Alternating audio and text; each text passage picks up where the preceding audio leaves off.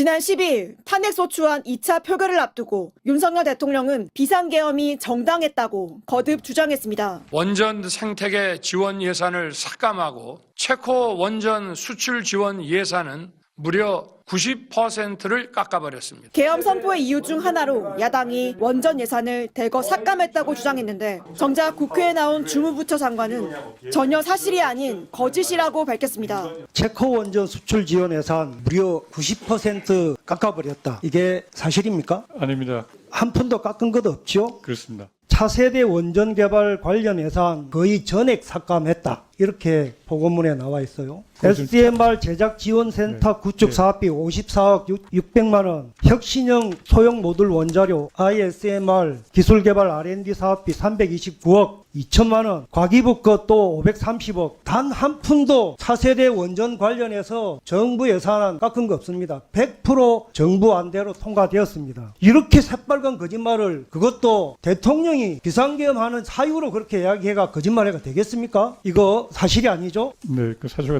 틀린 부분이 있습니다. 예산 삭감한 거 아니죠? 예, 예산 삭감된 부분이 없습니다. 윤석열 대통령의 40년 지기로 대변인을 자처하고 있는 석동현 변호사가 탄핵 이후 처음 카메라 앞에 나왔습니다.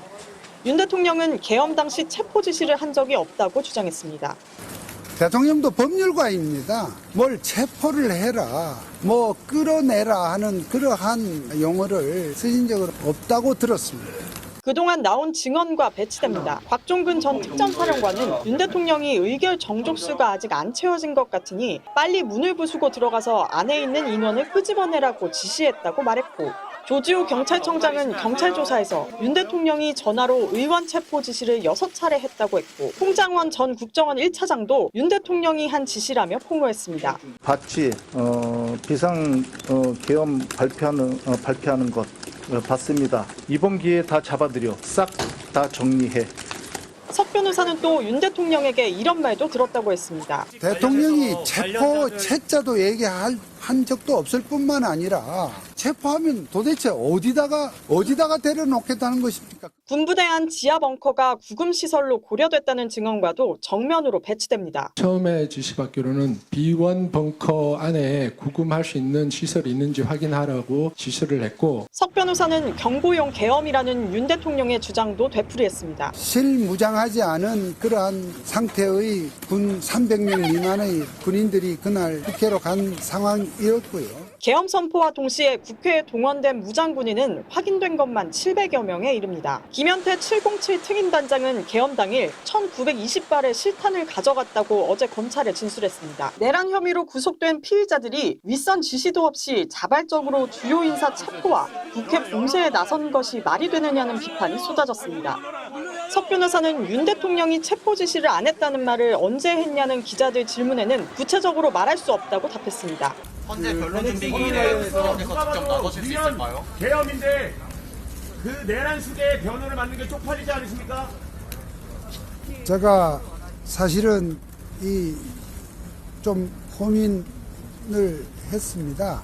상임위마다 비상계엄 상황에 대한 현안 질의가 진행 중인데 여당은 비협조적인 분위기입니다. 국민의힘 나경원 의원은 돌연 비상계엄 당시 야당 지지자들 때문에 국회에 못 들어왔다고 주장했다가 야당의 거센 반발을 샀습니다. 비상계엄 사태 당일 민주당 지지자들에게 국회 경내가 모두 포위대에 들어갈 수 없었다고 한 국민의힘 나경원 의원의 주장을 두고 당내에서부터 반박이 나왔습니다. 국민의힘 박상수 전 대변인은 자신의 SNS를 통해 시위대는 전혀 적대적이지 않았고 그중 일부는 내가 여당 대변인임을 알고 있었지만 예의 있게 국회에 상황을 물어봐줬다고 밝혔습니다. 시위대는 내게 전혀 위협을 가하거나 욕설을 하지 않았다고 말했습니다. 계엄군이 아니라 민주당 지지자들 때문에 국회로 못 갔고 그래서 당사에 있었지만 계엄 해제에는 같은 마음이었다는 나경원 의원의 주장을 반박한 겁니다. 국회에 경내로 들어오려고 했을 때 이미 민주당 지지자들로 국회가 모두 포위되었습니다. 국회 운영위는 대통령실과 경호처를 상대로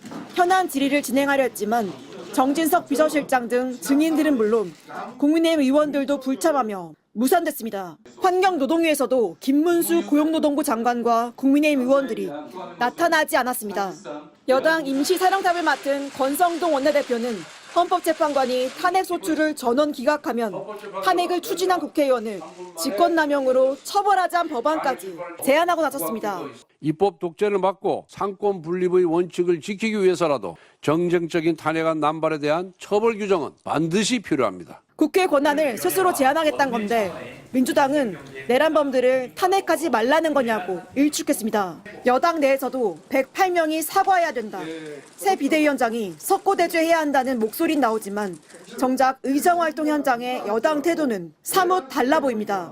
네, 앞서 보신 것처럼 윤석열 대통령은 오늘 낮 12시 공조수사본부 관계자들이 관저를 찾아 전달한 출석 요구서의 수령을 거부했습니다. 수사기간에 잇따른 출석 요구에 불응하며 사실상 버티기에 들어간 것으로 보이는데요.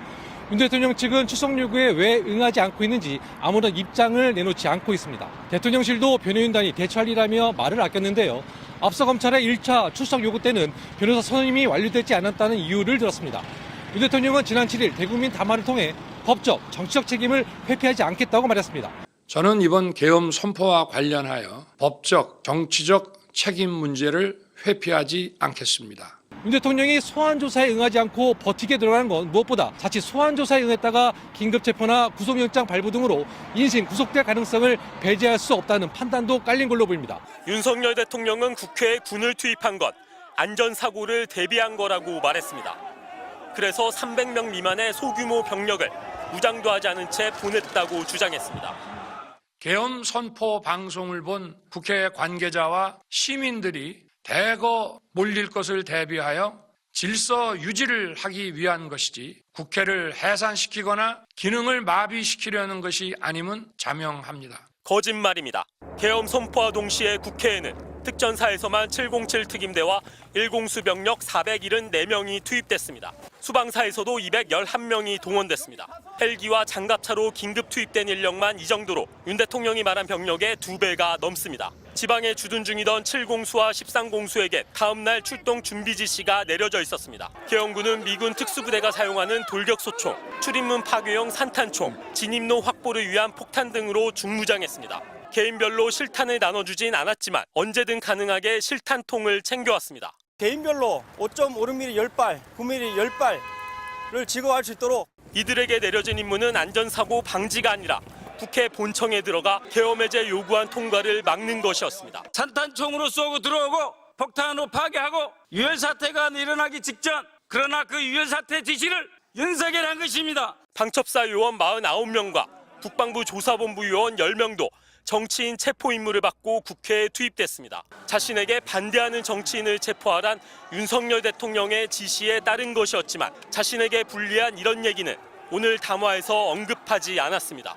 윤 대통령은 2시간짜리 내란이 있을 수 있냐며 12.3 내란을 별일 아닌 것처럼 주장했습니다. 도대체 2시간짜리 내란이라는 것이 있습니까?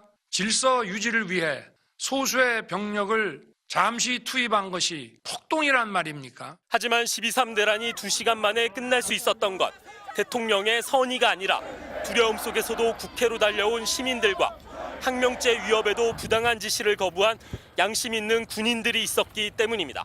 이들이 아니었다면 윤석열 대통령의 비상계엄 선포는 2시간짜리 내란으로 끝나지 않고 민주주의를 파괴하는 독재 정권의 출발이 될 수도 있었습니다.